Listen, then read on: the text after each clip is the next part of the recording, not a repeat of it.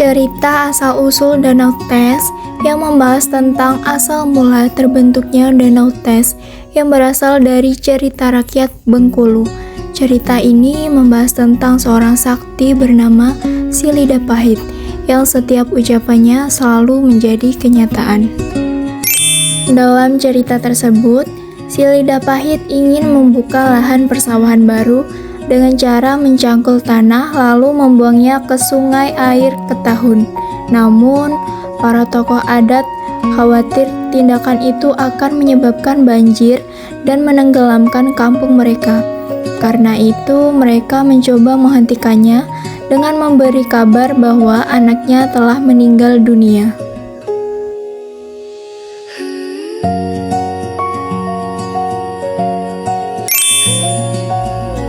Awalnya ia tidak percaya, tetapi setelah ketua adat sendiri yang menyampaikan berita itu, ia akhirnya percaya dan tanpa sadar mengucapkan bahwa anaknya memang telah meninggal.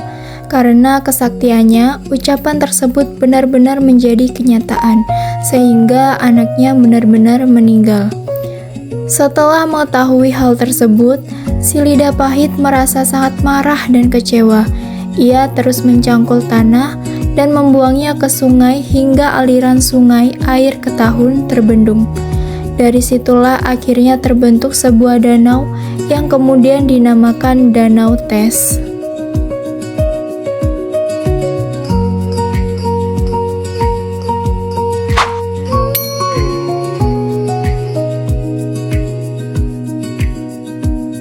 Selanjutnya adalah identifikasi kosakata dari cerita rakyat.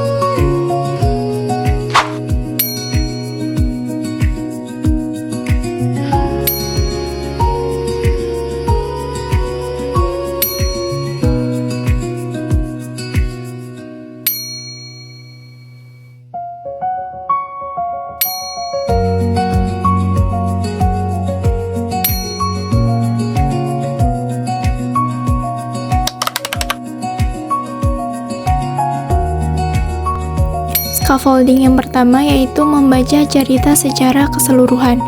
Jadi sebelum membahas kosakata, saya terlebih dahulu membacakan cerita asal-usul Danau Tes secara utuh dengan intonasi yang jelas agar pembelajar itu memperoleh gambaran umum mengenai isi cerita.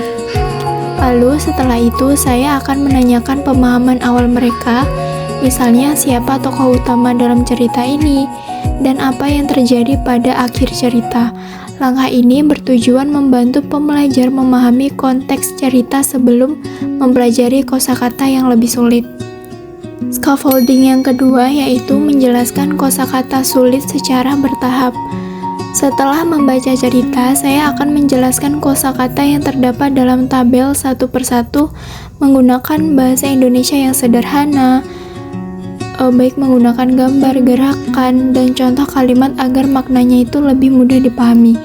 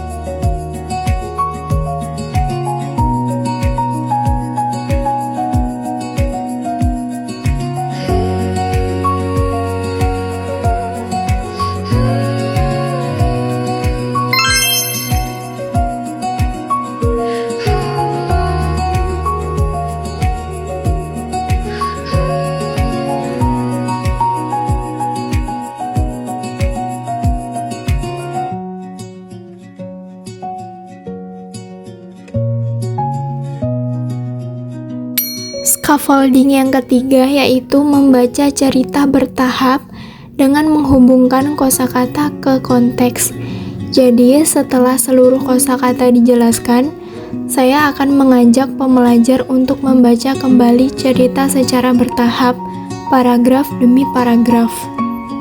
Pada setiap paragraf, saya akan mengajak pembelajar menemukan kosakata yang telah dipelajari dan memahami penggunaannya dalam konteks cerita.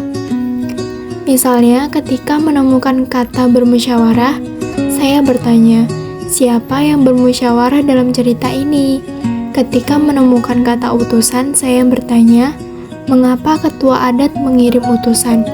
Lalu, pada kata membendung, saya akan mengajak pembelajar melihat hubungan antara tindakan membendung dan peristiwa yang terjadi dalam cerita. Dengan cara ini, pembelajar tidak hanya menghafal arti kosakata, tetapi juga memahami bagaimana kata tersebut digunakan dalam kalimat dan situasi yang nyata.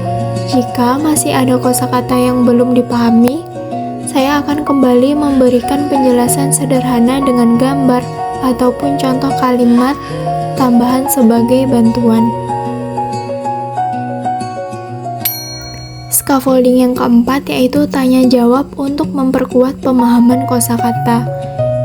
Jadi, setelah membaca cerita, saya akan memberikan pertanyaan yang berfokus pada penggunaan kosakata yang telah dipelajari. Pertanyaan diberikan secara bertahap dari tingkat yang paling mudah hingga lebih kompleks.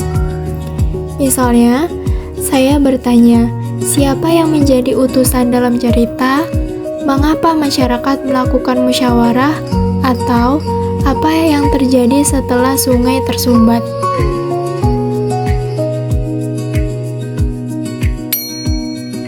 Scaffolding yang kelima yaitu menjelaskan unsur budaya melalui kosakata dalam cerita. Jadi saya akan menjelaskan unsur budaya yang muncul dalam cerita melalui kosakata yang berkaitan dengan kehidupan masyarakat Indonesia. Penjelasan dilakukan dengan menghubungkan makna kata dengan budaya yang melatar belakanginya. Misalnya, pada kata tuai adat dan pemuka, saya menjelaskan bahwa dalam banyak daerah di Indonesia terdapat tokoh masyarakat yang dihormati karena peran dan pengetahuannya. Pada kata bermusyawarah, saya akan menjelaskan bahwa masyarakat Indonesia sering menyelesaikan masalah melalui diskusi bersama untuk mencapai kesepakatan. Pada kata menghormati, saya akan menjelaskan pentingnya sikap menghargai orang yang lebih tua, pemimpin, maupun anggota masyarakat lainnya. Dengan cara ini, pembelajar tidak hanya memahami arti kosakata, tetapi juga memahami nilai budaya yang terkandung di dalam penggunaan kata tersebut. Scaffolding yang terakhir yaitu latihan menggunakan dan menceritakan kembali kosakata. Jadi sebagai tahap akhir scaffolding, saya akan meminta pembelajar menggunakan kosakata yang telah dipelajari untuk menceritakan kembali isi cerita dengan bahasa mereka sendiri. Sebelum mulai cerita, saya akan memberikan beberapa kata kunci seperti kosakata alkisah, dusun, tuai adat, utusan, bermusyawarah, membujuk, menyadari, dan membendung. Selanjutnya, pembelajar diminta untuk memasukkan kosakata tersebut ke dalam cerita yang mereka sampaikan. Jika mengalami kesulitan, saya akan memberikan petunjuk atau pertanyaan sederhana sebagai bantuan, namun bantuan tersebut secara bertahap dikurangi agar pembelajar dapat menggunakan kosakata secara lebih mandiri.